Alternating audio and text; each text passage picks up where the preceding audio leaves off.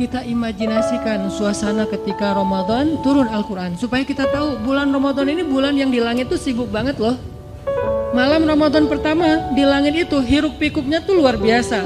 Euforianya tuh luar biasa. Gembira semua langit tuh. Sampai surga dibukain satu pintu yang tidak dibuka kecuali di bulan Ramadan. Dan pohon-pohon di surga itu dihias oleh Allah seperti kita menghias taman dengan lampu-lampu di atas pohon.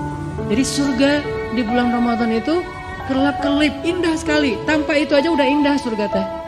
Saking indahnya surga, Nabi kan pernah melihat surga ketika lagi sholat ya. Kalau nggak salah lagi sholat gerhana matahari. Allahu Akbar, sling gitu. Allah buka tabir. Kalau bahasa kita itu dikasih kayak 4D gitu kan. Tiba-tiba Nabi ngelihat sesuatu yang lain. Allah bukakan tabir hijab surga sehingga Nabi melihat surga dari jarak yang sangat dekat. Saking dekatnya seolah-olah hanya dengan melangkah beliau bisa metik buah anggur di dalam surga. Nabi lagi sholat nih, Allah bukakan hijab, Nabi ngelihat surga, ada anggur yang bergelantungan dan gemes banget pengen dipetik saking kerennya nih anggur, saking ranum banget. Nabi berjalan lagi sholat menuju ke depan dan pengen ngeraih anggur. Lalu Allah tutup hijab itu, dibukalah hijab neraka. Nabi langsung mundur ke belakang sampai mentok ke sahabat di saf pertama karena melihat isi neraka. Ini artinya surga nggak dihias aja tuh udah keren. Nggak dihias aja Allah sampai mengatakan bahasa-bahasa tentang surga itu di dalamnya lu'lu, marjan, segala macam. Di dalamnya ada banyak perhiasan-perhiasan. Belum lagi nanti bahasanya mudhammatan. Ada jenis surga yang hijau tua. Surga hijau tua maksudnya apa? Surga yang lebat dengan pohon-pohonnya. Ini berarti surga kayak Amazon kalau di dunia. Hutannya lebat banget dan itu buat anak-anak yang anak-anak gunung lah ya. Yang senang-senang gunung tuh ada mudhammatan ayatnya. Saya lagi nyari-nyari surga yang ada ombaknya yang di mana gitu. Yang ada mudham. Kenapa surga identik dengan gunung, kebun, rumah, pasangan? Yang pasti pasangan itu yang penting sih. Karena ada kebun, gunung, segala macam sendiri agak-agak garing juga ya. Dan insya Allah di surga itu nggak ada jomblo, tetap hashtag mudhammatan. Jadi anak-anak wanadri ini coba baca Ar-Rahman dan coba bedah lagi ayat mudhammatan. Surganya hijau tua. Kenapa hijau tua? Saking lebatnya hutan di dalam surga. Kayak gimana jenis pohon di dalam surga? Satu pohonnya kita berjalan di bawahnya 100 tahun itu belum keluar dari naungan dahan-dahannya. Kan di daerah Taman Sari gitu kan ada pohon-pohon yang kebun binatang yang gede banget ya, melintasi jalan. Itu baru di dunia aja udah kayak gitu pohon, gimana di surga. Sehingga kalau kita berjalan di bawahnya 100 tahun naik onta nih 100 tahun belum keluar dari dahan atau naungan keteduhan satu pohon doang. Makanya disebut mudhammatan, hijau tua, lebat banget. Siapa yang ada di sana? Itu tempat spot buat berburu. Karena salah satu hobi nanti penghuni surga, terutama yang cowok-cowok berburu. Cewek-cewek nemenin cowoknya berburu. Berburu, kita udah, dan berburunya udah jago, bukan meleset-meleset wae. Jadi nggak seru juga kan? Meleset akhirnya stres. Kenapa? Nggak dapat buruan. Masa di surga stres gitu? Pastilah. Nanti kalau yang tadi main air pasti udah jadi tiba-tiba jadi kayak Kelly Slater gitu, tiba-tiba jadi main di barrel gitu, udah jago pro surfer gitu. Karena di sana tuh udah nggak ada lagi yang setengah-setengah, semuanya jadi pro. Gambaran emosional, perasaan manusia di dalam surga, la khaufun alaihim walahum yahzanun. Nggak ada lagi rasa takut, khawatir, dan nggak ada lagi rasa kecewa atau sedih. Terus gambaran rumah dalam surga, rumah yang tidak ada teriakan di dalamnya dan tidak ada ucapan-ucapan tercelah. Itu rumah surga. Sakinah mawadahnya surga itu nggak ada teriakan, nggak ada ucapan tercela. Setiap hari yang kita dengar dari pasangan kita kalimat yang indah. Pasangan kita nggak mungkin ngecewain kita di surga. Kalau di dunia kadang manyun, wajar lah ya. Kadang salah ngomong, wajar manusia. Tapi di surga nggak ada yang kayak gitu. Semuanya nikmat.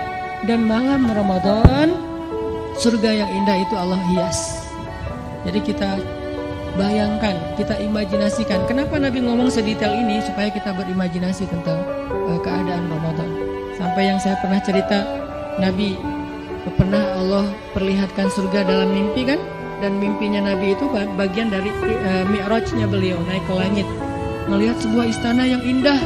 Istananya tembus pandang, jadi kayak kaca gitu. Kemudian di dalam istana, di sebelah istana itu ada seorang cewek lagi main ayunan. Terus Nabi nanya kepada Jibril, itu cewek itu siapa? Itu rumahnya siapa? Rumah Umar. Langsung Nabi memalingkan wajahnya karena ternyata itu istrinya Umar. Ini menunjukkan bahwa surga itu real teman-teman, dan sekarang udah ada. Surga itu bukan diciptakan nanti setelah kiamat, enggak. Surga itu salah satu di antara ciptaan-ciptaan Allah yang awal. Jadi awalun juga tuh surga, neraka, al-qalam yang kayak gitu-gitu tuh awalun loh, yang awal-awal diciptakan. Jadi surga sekarang udah ada, cuman beda dimensi sama kita. Kalau Allah berkehendak, kita hanya perlu waktu beberapa detik untuk sampai ke sana, kayak Nabi berisra dan Mi'raj. Beda dimensi dengan kita. Jadi suasananya udah ada, nyanyian surganya udah ada, yang isi dari lirik nyanyiannya apa? Salaman salam, salaman salam.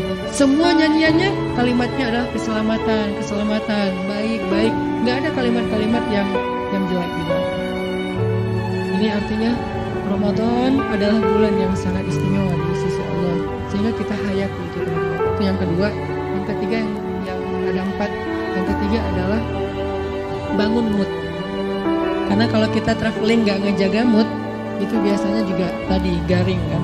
Walaupun tempatnya keren, fasilitasnya bagus, itinerary-nya udah lengkap banget, tapi karena kita nggak mood, kenapa nggak mood? Bisa jadi tadi sakit hati, baper, bete, ada haters di followers kita, ada yang komen negatif ke kita di akun.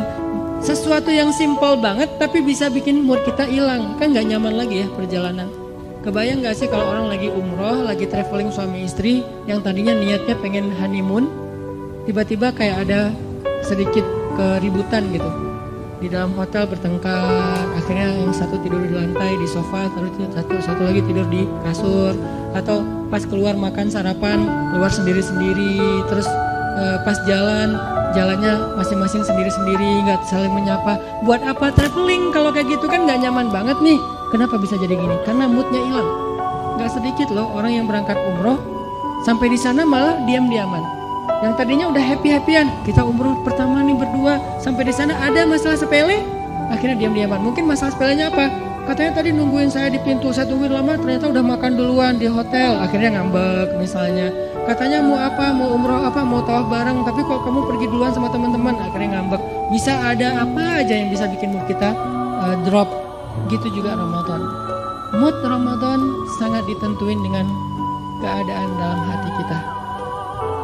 Gimana supaya hati kita selalu mood imannya baik buat ibadah-ibadah Ramadan? Banyak istighfar, teman-teman.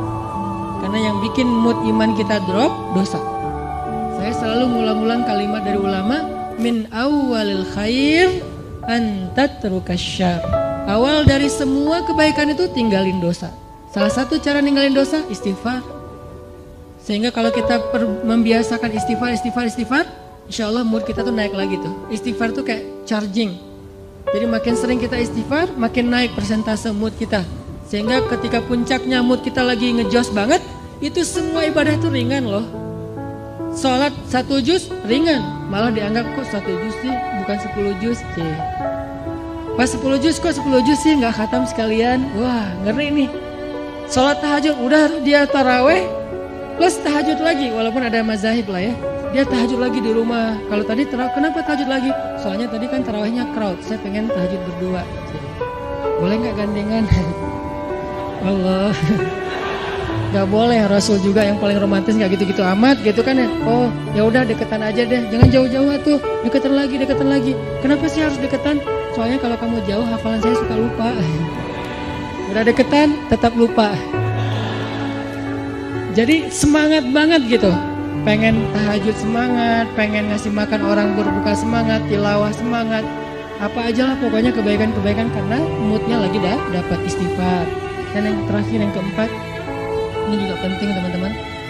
Kita tuh traveling tuh akan bakal jadi fun dan enjoy banget kalau kita perginya dengan seorang teman, partner traveling yang sehobi sama kita.